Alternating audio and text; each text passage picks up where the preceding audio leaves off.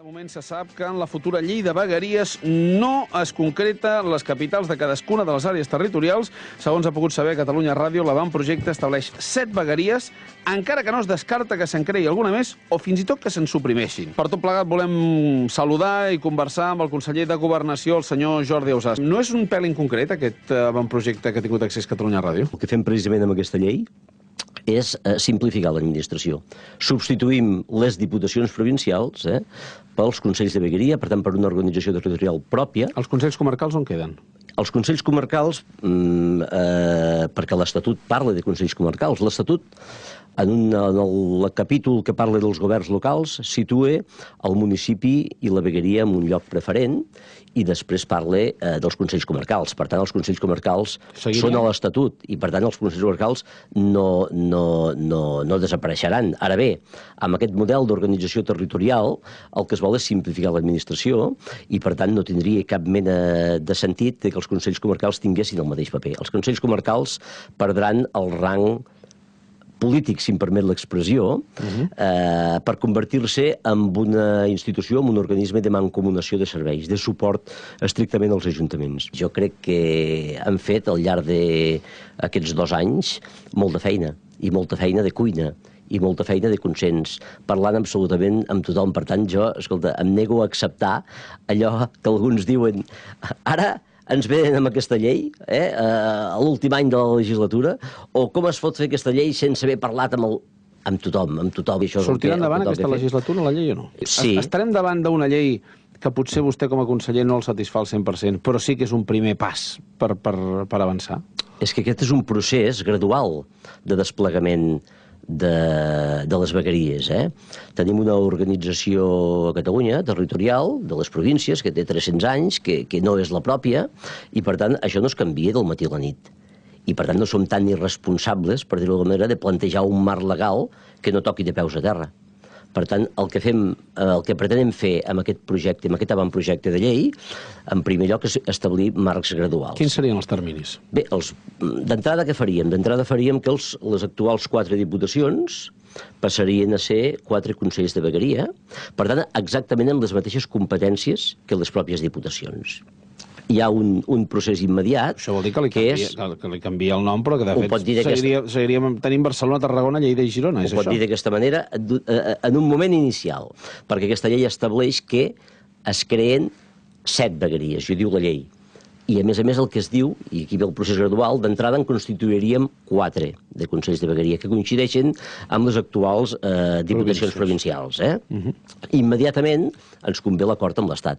Aquí podem treure pit i fer veure que, però escolta, de cap de les maneres, nosaltres hem de marcar la nostra arquitectura pròpia, per tant, el Parlament de Catalunya, on rau la sobirania, decidir quin model d'organització territorial propi vol, però ens hem de posar d'acord amb l'Estat, evidentment. I el primer pas que farem és per constituir el Consell de Vegueria de les Terres de l'Ebre. Diuen que a partir d'això endavant vostès no concreten quines han de ser les capitals de cada vegueria. La llei estableix que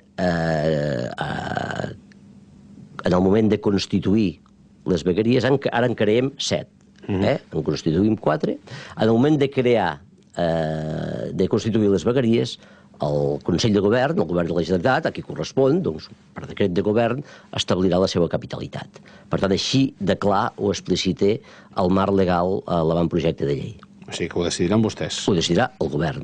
I el govern és el que ha de governar, i el govern és el que pren les decisions polítiques, i s'ha de ser valent. La llei s'aplica, i per tant es constitueixen els 4 consells de vegueria corresponent amb les actuals diputacions. Això és durant aquest any. Durant aquest any, i immediatament també, amb un acord polític, modificació de la LOREC, però acord polític, perquè és el que hem estat parlant també. Se'n necessita a Madrid, si no és impossible. Per poder constituir immediatament la de les Terres de l'Ebre. I després, aquí hi ha un procés una mica més llarg, per tant jo no puc posar-hi data perquè dependrà de les majories i minories que es produeixin a Madrid i al Congrés de Diputats, perquè el que cal és modificar uns marcs legals que són molt ambiciosos per constituir el que és la vegueria de la Catalunya Central i la vegueria de l'Alt Pirineu i l'Aran. Aquesta llei no limita gens ni mica, ni gota, ni molla, el que és doncs, la plena competència del Consell General d'Aran, de cap de les maneres.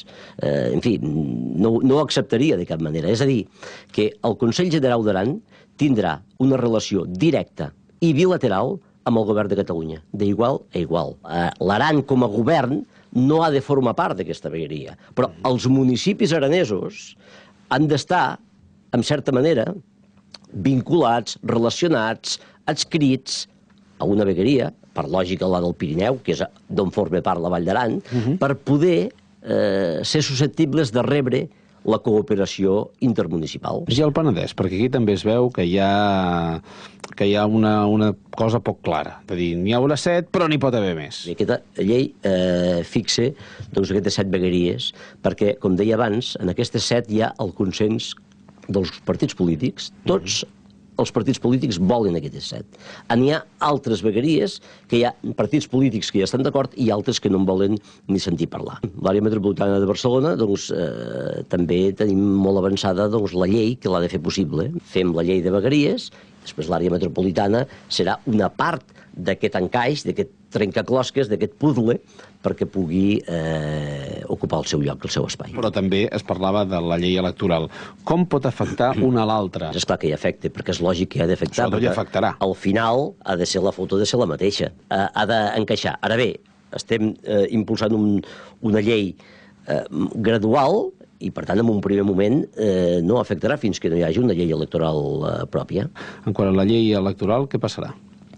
He de creure que arribarem al final de la legislatura amb una ponència conjunta i, per tant, amb un informe i, per tant, per poder tirar endavant una llei electoral pròpia, perquè la necessitem. Jo he estat sempre un gran defensor, però cal el consens absolutament de tothom, i tothom haurà de cedir en part a les seves pretensions. Què passarà? Perquè Convergència i el PSC proposen sistemes diferents de doble vot, un per elegir una llista de partit i l'altre per escollir un representant de cada territori, mentre que, per exemple, el seu partit Esquerra és l'únic que vol un sistema d'un vot amb un recompte de sufragis a partir de circumscripcions que coincideixin amb les vegueries. No sóc ningú jo per recriminar ni per retreure ni els grups parlamentaris ni els partits polítics res, i per tant espero que tot vagi fi de bé. Jo crec que la comissió dels experts marcava una llei prou interessant, prou moderna, amb un consens molt ampli de tothom. Però jo crec que la millor manera de defensar l'Estatut és desplegar-lo, i desplegar-lo amb ambició, amb naturalitat, amb normalitat,